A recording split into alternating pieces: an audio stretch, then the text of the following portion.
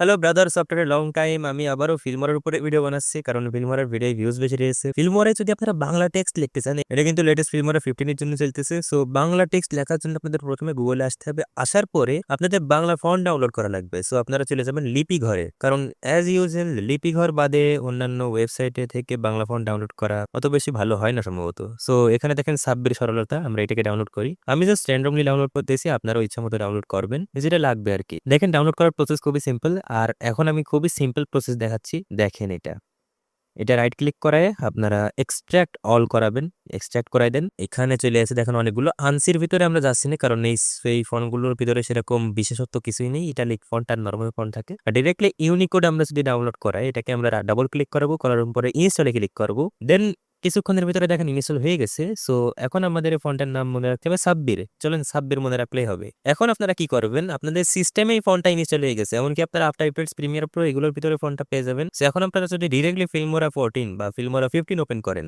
অবশ্যই Filmora 15 install করাই নেবেন, কারণ ফিল্মোরা 15 আপডেট তো কিছুই আসেনি, বাট ভালো লাগতেছে।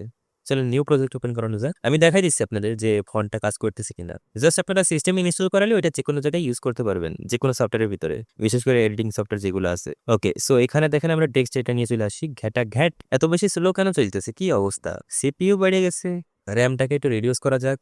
এটা কি অবস্থা, মানে এরকম হওয়ার কারণ কি?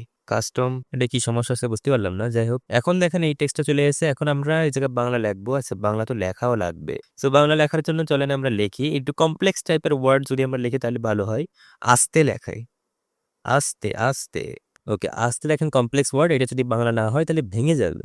দেখেন যেরকম আমরা যদি এই জায়গাটা লিখি, কন্ট্রোল ভি করেন, দেখেন দেখেছেন ভেঙে গেছে। সো এখন আমরা কি করবো, এই জায়গা থেকে জাস্ট ফন্ট সিলেক্ট করে সাব্বির সাব্বির লিখবেন। দেখেন এলআই সাব্বির, সরলতা ইউনিকোড।